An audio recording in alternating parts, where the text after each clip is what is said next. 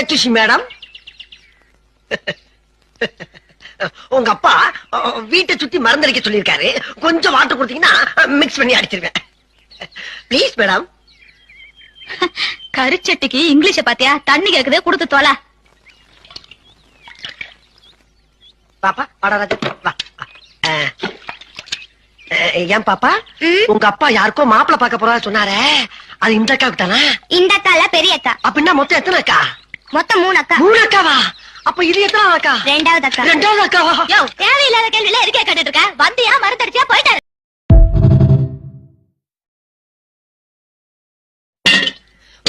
excuse madam,